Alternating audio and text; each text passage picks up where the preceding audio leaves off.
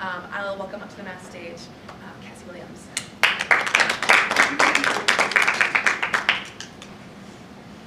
Well, thank you. I just found out I'm amazing. Throw that out there. So I'm going to tell you a story about Archie and the Ornament. And so my parents have this little dog, little terrier named Archie, and he loves Christmas. So one year I decided to gather all my kids, I have 4, and we decided to head on to the cities for Christmas at Grandma and Papa's house. Christmas is always a ball because I come from a big family, my husband comes from a big family, and so it's chaos, it's noise, it's food everywhere, it's fighting among the kids, but it's a good time. And so we decided one of the days, getting close to Christmas, we're like, hey, let's get the tree up, let's get the ornaments on the tree. And so little Archie, he would wag his little tail around the tree as we're putting up the ornaments, and we decided, okay, we've got the tree up, the lights are beautiful, the star looks perfect. It was leaning just a tad, but you know, it worked out anywho.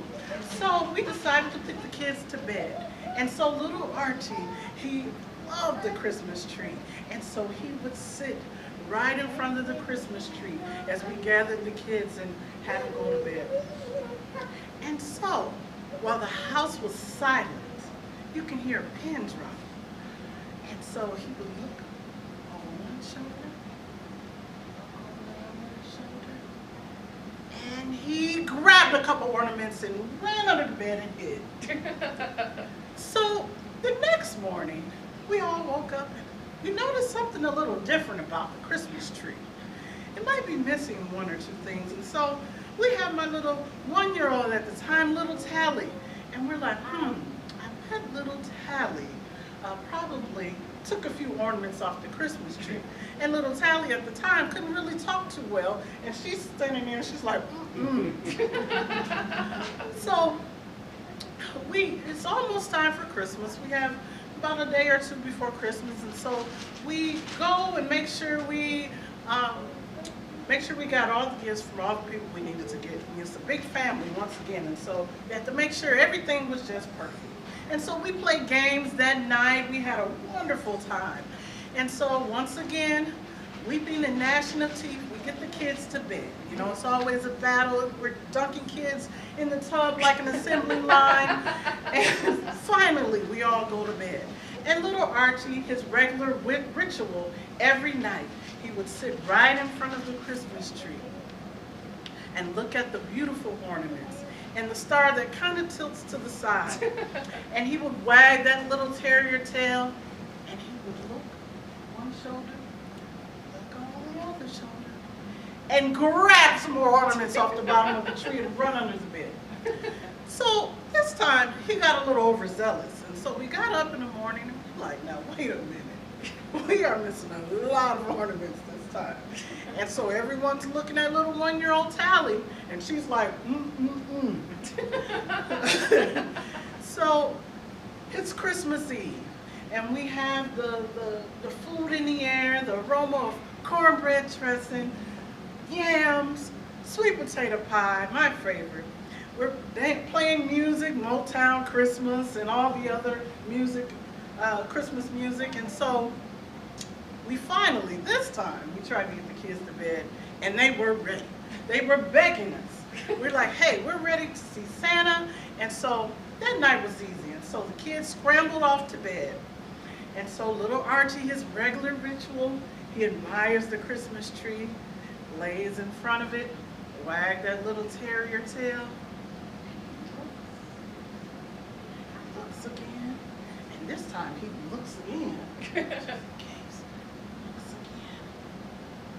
And as he was about to go for more ornaments, he hears, ho, ho, ho! Little Archie was terrified. His little terrier eyes was as big as an owl, and he's trucking down the hallway. He happens to run into the corner of the wall. Boom, he falls out, stings him a little bit. He gets back up, looks again, and he runs and slides under the bed. And as he lays there, looking, And he remembers the story that he heard the kids read before bedtime, many, many nights. And he was like, you know, I'm here with all of these ornaments under this bed. And I know I heard the kids remember reading a story saying that if little doggies like me are bad, I think we got, is it coal or poop or something in the stocking? And I don't want poop in my stocking. And so little Archie tiptoed off from under the bed, with a few ornaments underneath his mouth, and he puts them back. He goes and grabs some more and puts them back. And he took a lot this time, so he puts them back. And he goes back under the bed, wondering if he is going to get a lump of poop in his Christmas stocking this year. Because that's what the story told. And so everyone gets up, everyone's ready, and the house is just filled with glee. Everyone's excited. The kids are excited. They're waking everyone up, and we open Christmas presents. And one of the little kids noticed a pile of ornaments right underneath the Christmas tree.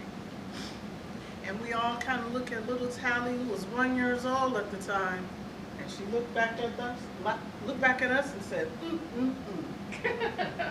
So we opened gifts, and little Archie just kind of slowly, he wasn't as excited as he usually was.